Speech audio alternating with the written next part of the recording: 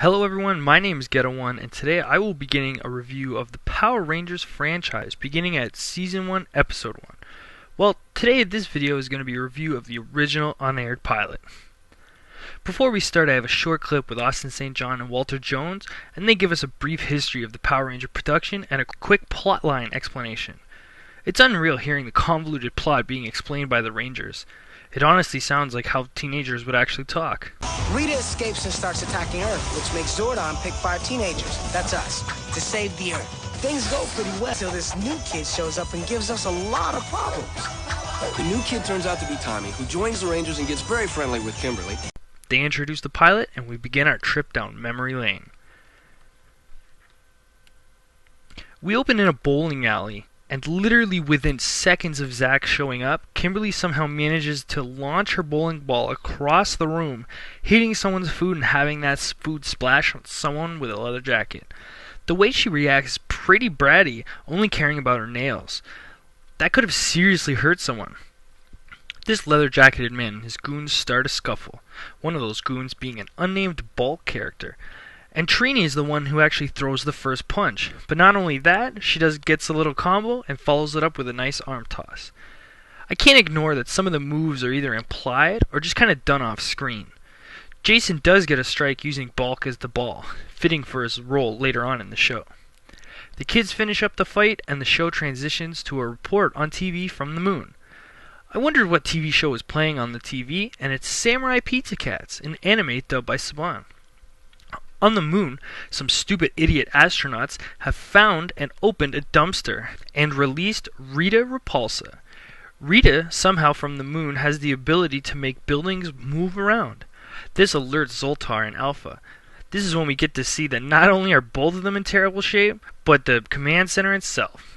Zoltar then states that the Power Rangers are not only picked at random, but they are in fact Plan B. What was Plan A? Do nothing?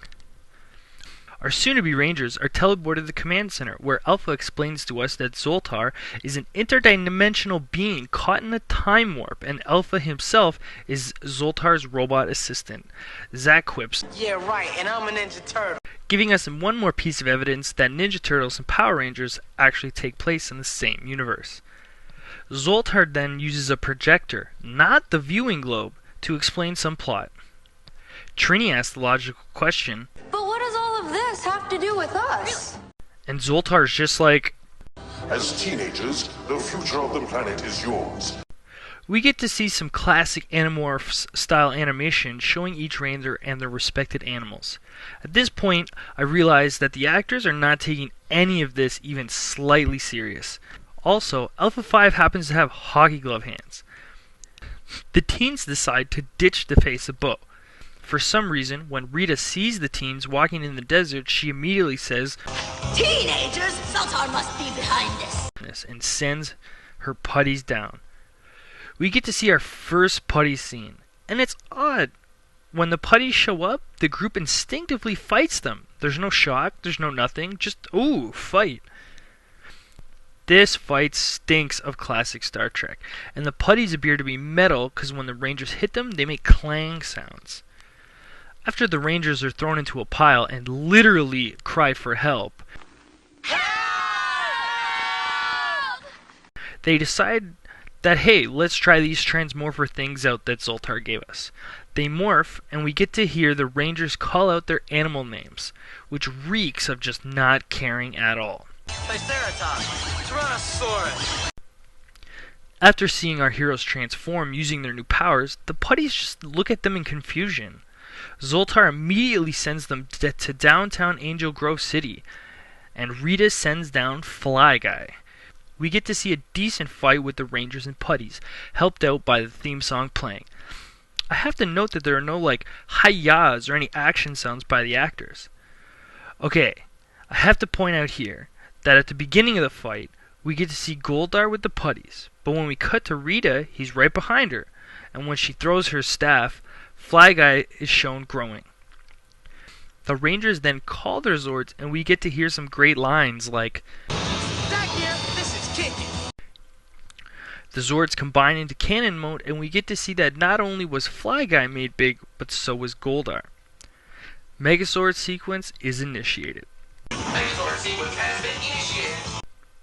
The fight is short but nice. The Rangers hit the finisher and Fly Guy drops the best dying line in a show ever.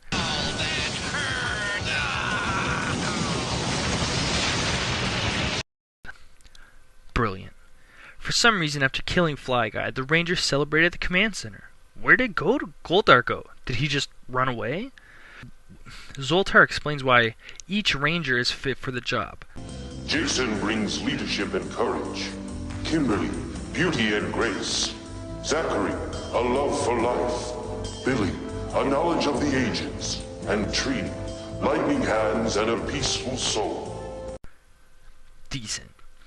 Kim then goes Valley Girl and is all like, I mean, even though the outfits are cool and everything, my hair gets all tangled up inside the helmet. I don't think I can do it. Psych! What I like here is when Kim says, psych, Zoltar appears to roll his eyes and appears to be in pain. We see the group do the hand jump thing, we get a small wrap up from the two lads, and credits. So that was the original unaired pilot, and right away I can tell you why it was never aired. Command Center looks terrible, so does Elf and Zoltar. The fight with the putties was laughable at best. The team kinda came off as jerks in the beginning, with Kim not caring at all about possibly hurting someone with a bowling ball. And Jason and Zach so ready to fight with people. It did such a poor job that they must have decided to completely redo the pilot, and that leads us up to next time. Power Rangers Season 1, Episode 1, Day of the Dumpster.